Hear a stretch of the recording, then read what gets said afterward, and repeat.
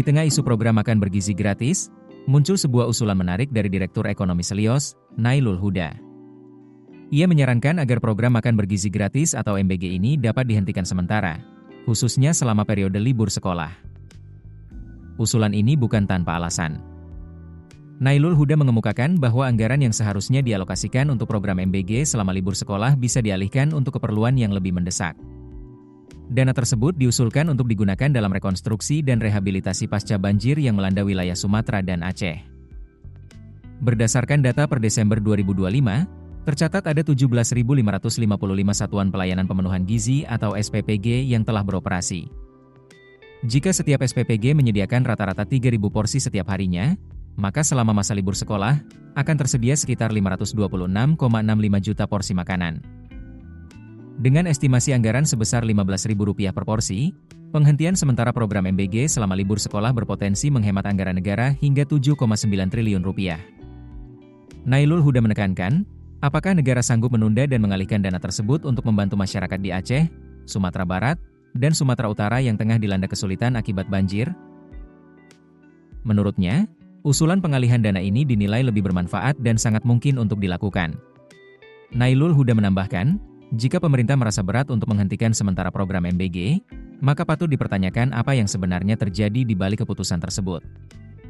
Ia menyoroti potensi keuntungan yang bisa diraih, di mana dengan laba per dapur mencapai 13,33% atau Rp2.000 dari setiap porsi Rp15.000, ada potensi Rp1 triliun masuk ke kantong para pengusaha SPPG.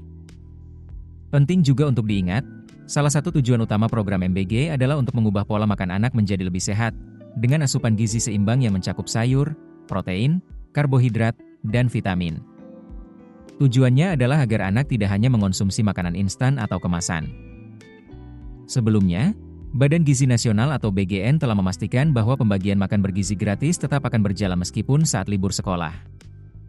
Kepala Biro Hukum dan Humas BGN, Hairul Hidayati, menyatakan bahwa pembagian akan dilakukan secara fleksibel, termasuk kemungkinan mendistribusikan paket MBG sehari sebelum libur sekolah dimulai. Kebijakan fleksibilitas ini tertuang dalam Pedoman Tata Kelola Penyelenggaraan Program MBG selama libur sekolah, yang ditetapkan melalui Keputusan Kepala BGN Nomor 521 Tahun 2025. Tujuannya adalah untuk memastikan peserta didik tetap menerima asupan gizi mereka tanpa terganggu oleh perubahan jadwal libur atau kalender pendidikan di berbagai daerah.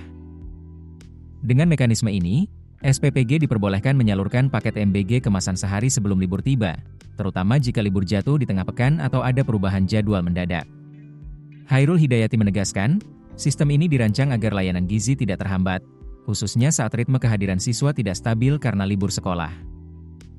Contohnya, jika libur sekolah jatuh pada hari Selasa, maka paket MBG kemasan dapat dibagikan pada hari Senin.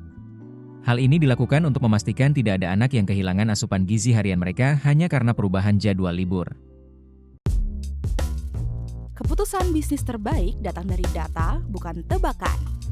Mudah berlangganan Business Insight dengan subscribe with Google.